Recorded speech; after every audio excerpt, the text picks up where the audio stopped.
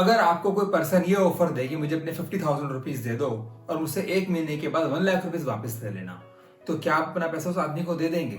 25 दिन में पैसा डबल। 25 दिन में पैसा डबल?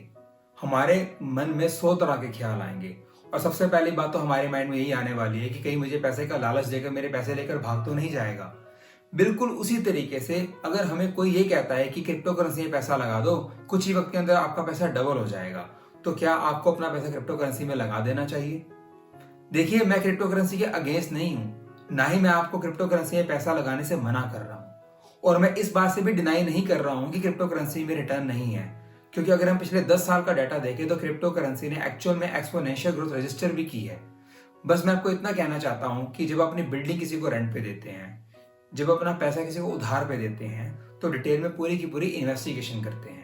बिल्कुल उसी तरीके से अगर आप अपना पैसा क्रिप्टो करेंसी के अंदर लगा रहे हैं, तो पहले डिटेल में समझ लीजिए कि क्रिप्टो करेंसी है क्या और कैसे काम करता है। तो फिनालिसिस के आज के इस एपिसोड के अंदर मैं आप लोगों को डिटेल में बताने वाला हूं कि क्रिप्टो करेंसी कैसे काम करता है, कौन सी टेक्नोलॉजी इसके अंदर यूज की जाती है और किस तरीके से आपको अपना पैसा क्रिप्टो करेंसी के अंदर इन्वेस्ट करना चाहिए। तो आइए शुरू करते हैं हमारा आज का वीडियो।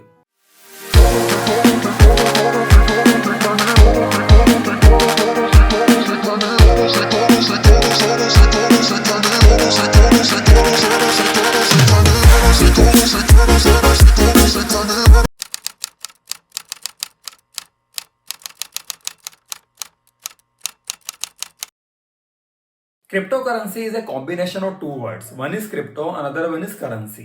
क्रिप्टो का मतलब होता है कॉन्फिडेंशियल सीक्रेट और करेंसी का मतलब होता है कोई ऐसा मीडियम जिसके थ्रू हम कुछ भी एक्सचेंज करते हैं। नॉर्मल बिजनेस हाउस के अंदर मल्टीपल ट्रांजेक्शन्स होती हैं और हर ट्रांजेक्शन का एक अलग से रिकॉर्ड मेंटेन किया जाता है। फॉर एग्जांपल, एक बिजनेस हाउस है बीएमसी, उसने 3 लोगों से डील किया ए, बी एंड सी, और वो तीनों का अलग अलग रिकॉर्ड मेंटेन करेगा और वो जो रिकॉर्ड जिस बुक के अंदर मेंटेन किया जाता है उसको लेजर बुक कहकर बुलाया जाता है। बिल्कुल same to same concept cryptocurrency के अंदर भी यूज होता है। जब भी कोई पर्सन क्रिप्टो करेंसी को एक जगह से दूसरी जगह पे ट्रांसफर करता है तो उसका भी रिकॉर्ड मेंटेन किया जाता है, उसको भी लेजर ही कहा जाता है। बट बिजनेस की लेजर बुक और क्रिप्टो करेंसी की लेजर बुक में मेन डिफरेंस है और वो डिफरेंस आ रहा है क्रिप्टो वर्ड के कारण। जैसे मैंने आपको थोड़ी देर पहले बताया, क्रिप्टो का मतलब होता है सीक्रेट। तो यहाँ पर भी क्या होता है, जब भी कोई क्रिप्टो ट्रांजेक्शन होती है तो हम उस ट्रांजेक्शन को एक सीक्रेट कोड के अंदर कन्वर्ट कर देते हैं। सीक्रेट कोड के अंदर कन्वर्ट करने के पीछे हमारा पर्पस ये होता है कि कोई भी थर्ड पार्टी ये पता ना लगा पाए कि ट्रांजेक्शन हुई क्या है। फॉर एग्जाम्पल, पारुल ने राहुल को 4 बिटकॉइन ट्रांसफर कर दिए, ये हमारी इंफॉर्मेशन है। तो हम इस इंफॉर्मेशन को कैसे लिखेंगे, Parul has transferred 4 bitcoins to Rahul. अब मैं इसको सीक्रेट कोड के अंदर कन्वर्ट कर रहा हूं, 1 2 3 4 5 PQRS हैश एंड ANP। अब ये जो मैंने कोड क्रिएट किया है, इस कोड को पढ़ के कोई भी ये नहीं बता सकता कि इसके पीछे की मीनिंगफुल इंफॉर्मेशन क्या है। तो जब हम एक्चुअल में जो क्रिप्टो करेंसी की ट्रांजैक्शन हुई है उसको एक सीक्रेट कोड के अंदर कन्वर्ट कर देते हैं, तो इस पूरे के पूरे प्रोसेस को क्रिप्टोग्राफी के नाम से बुलाया जाता है। अब अगला क्वेश्चन हमारे सामने आता है कि इस ट्रांजैक्शन को सीक्रेट कोड में कन्वर्ट कौन करता है, and the most important thing, क्यों करता है। आइए हम समझते हैं कि वो कौन लोग हैं जो इन ट्रांजेक्शन को रिकॉर्ड कर रहे हैं और इनको सीक्रेट कोड के अंदर कन्वर्ट कर रहे हैं। जो लोग क्रिप्टो करेंसी की ट्रांजेक्शन को एक सीक्रेट कोड में कन्वर्ट करते हैं उनको माइनर्स कह के बुलाया जाता है, और नॉर्मल ट्रांजेक्शन को सीक्रेट कोड में कन्वर्ट करने को माइनिंग कह के बुलाया जाता है। माइनर्स वो लोग होते हैं जिन्होंने कोई सॉफ्टवेयर डेवलप किया हुआ है जो इन ट्रांजेक्शन को सीक्रेट कोड के अंदर कन्वर्ट कर रहे हैं, और उनके बहुत ज्यादा हैवी हार्डवेयर इसमें लगे हुए हैं जो कॉन्टिन्यूसली ये काम करते रहते हैं। माइनर्स हर ट्रांजेक्शन को सीक्रेट कोड में जब कन्वर्ट करते हैं तो उनको रिवॉर्ड मिलता है, और वो रिवॉर्ड भी उनको क्रिप्टो करेंसी के फॉर्म में ही दिया जाता है। फॉर एग्जाम्पल, अगर कोई बिटकॉइन की ट्रांजेक्शन हुई है और किसी माइनर ने सक्सेसफुली किसी बिटकॉइन की ट्रांजेक्शन को सीक्रेट कोड में कन्वर्ट किया है, तो उसको जो रिवॉर्ड है वो बिटकॉइन के फॉर्म में ही मिलेगा। सिमिलरली, अगर किसी ने इथेरियम की ट्रांजेक्शन को सीक्रेट कोड में कन्वर्ट किया तो उसका जो रिवॉर्ड होगा वो इथेरियम की फॉर्म में ही मिलेगा। अब जो भी ट्रांजेक्शन को सीक्रेट कोड में कन्वर्ट किया जाता है वो सिर्फ एक ही सिस्टम में रिकॉर्ड नहीं होती, वो उस पूरे के पूरे नेटवर्क में जितने भी माइनर्स होंगे उन सबके सिस्टम के अंदर वो ट्रांजेक्शन रिकॉर्ड हो जाएगी। इसलिए कहा जाता है कि जो क्रिप्टो करेंसी की जो ट्रांजेक्शन्स होती हैं वो डिसेंट्रलाइज होती हैं। अब जब हम कहते हैं कि डिसेंट्रलाइज है तो सबसे बड़ा डर हमारे मन में क्या आता है कि हमारी जो ट्रांजैक्शन हुई है वो मल्टीपल कंप्यूटर्स के अंदर जा चुकी है। तो ऐसा भी हो सकता है कोई हमारी इंफॉर्मेशन को पढ़ ले, बट क्रिप्टो करेंसी के केस के अंदर ये पॉसिबल नहीं है। और उसके पीछे का सबसे बड़ा रीजन है टेक्नोलॉजी। जो टेक्नोलॉजी क्रिप्टो करेंसी के अंदर यूज होती है उसको ब्लॉकचेन टेक्नोलॉजी के नाम से जाना जाता है। आइए अब हम डिटेल में समझते हैं कि ब्लॉकचेन टेक्नोलॉजी क्या है, कैसे ये काम करती है और क्यों इसको बहुत ही अच्छी टेक्नोलॉजी कहा जाता है। ब्लॉकचेन में ब्लॉक का मतलब होता है सेट ऑफ इंफॉर्मेशन। जैसा कि मैं आपको बता रहा था कि क्रिप्टो करेंसी के अंदर जब कोई ट्रांजैक्शन होती है तो उस ट्रांजैक्शन को एक लेजर बुक के अंदर रखा जाता है, बट वो जो लेजर बुक होती है वो एक सीक्रेट कोड के अंदर कन्वर्ट कर दी जाती है जिसको कोई और थर्ड पर्सन नहीं पढ़ सकता। अब यहाँ पर होता क्या है, जब ट्रांजैक्शन होती है तो हम उसको ब्लॉक के अंदर रखते हैं और जब वो ब्लॉक भर जाता है तो नए ब्लॉक को अटैच कर दिया जाता है। जब भी क्रिप्टो करेंसी की किसी भी ट्रांजैक्शन को रिकॉर्ड किया जाता है तो उसमें तीन चीजें होती हैं। एक होता है रेलेवेंट इंफॉर्मेशन, एक होता है हैश और तीसरा हमारे पास होता है प्रीवियस हैश। हम इसको छोटे से एग्जांपल से समझते हैं। मान लीजिए हमारे पास तीन ब्लॉक हैं। जो मेरा बिल्कुल पहला ब्लॉक है उसके अंदर इंफॉर्मेशन ये है कि ए ने बी को 5 बिटकॉइन ट्रांसफर किए। अब इस इंफॉर्मेशन को हम एक सीक्रेट कोड के अंदर कन्वर्ट करेंगे और उस सीक्रेट कोड को हम हैश कह के बुलाएंगे। और यहाँ पे जो प्रीवियस हैश है, यहाँ पे मैं लिख रहा हूँ 00000, मतलब यहाँ प्रीवियस हैश नहीं है। ऐसा इसलिए कर रहा हूँ क्योंकि ये मेरा बिल्कुल पहला ब्लॉक है। इससे पहले मेरे पास उस क्रिप्टो करेंसी की कोई भी ट्रांजैक्शन नहीं थी, तो इस केस के अंदर प्रीवियस हैश तो होगा नहीं। जो हमारा बिल्कुल पहला ब्लॉक होता है जहां पर प्रीवियस हैश हमारे पास अवेलेबल नहीं होता, उसे जेनेसिस ब्लॉक के नाम से बुलाया जाता है।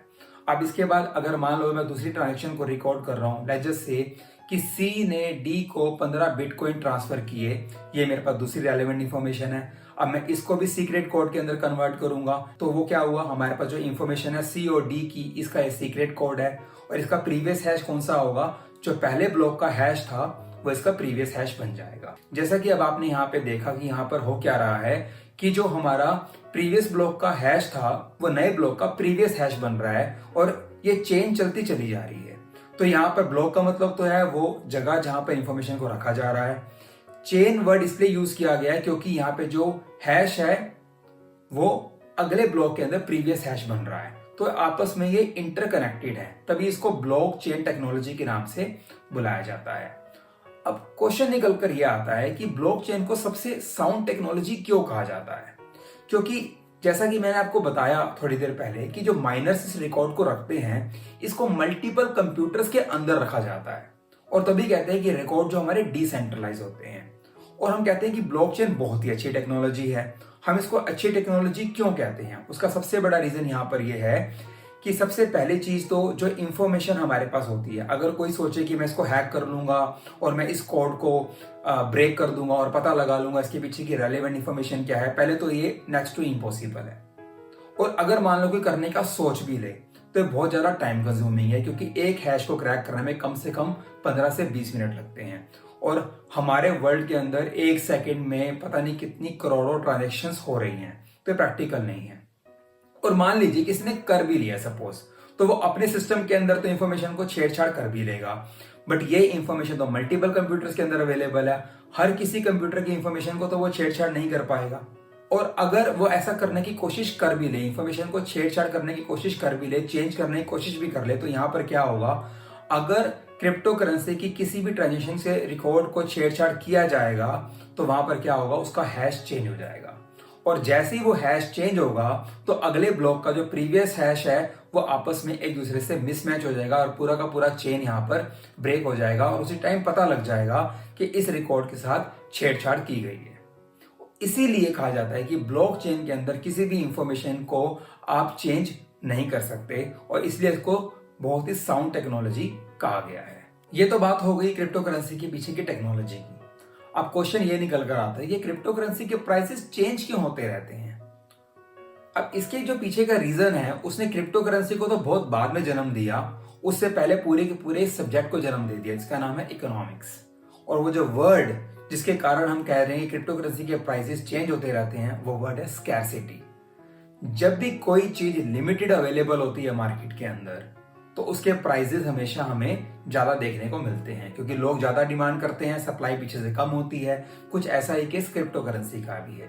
अगर मैं बिटकॉइन की बात करूं तो बिटकॉइन का जो एल्गोरिदम है वो इस तरीके से काम कर रहा है कि मैक्सिमम 21 मिलियन जो बिटकॉइन है वही मार्केट में अवेलेबल हो पाएंगे, और आज की डेट में लगभग 18 मिलियन बिटकॉइन अवेलेबल है।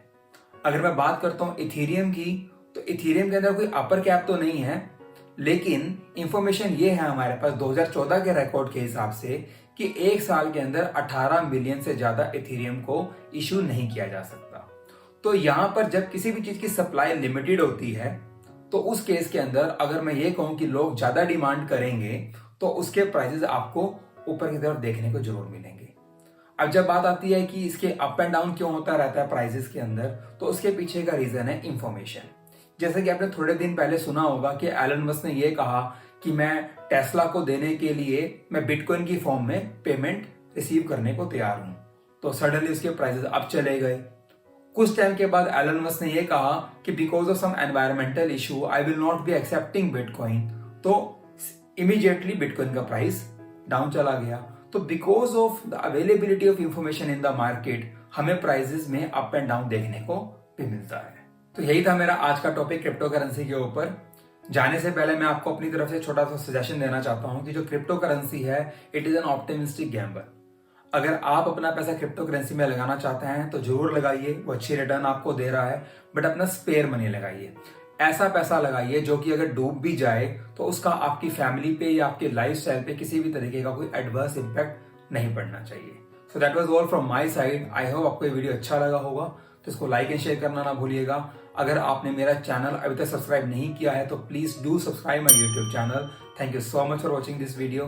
Take care.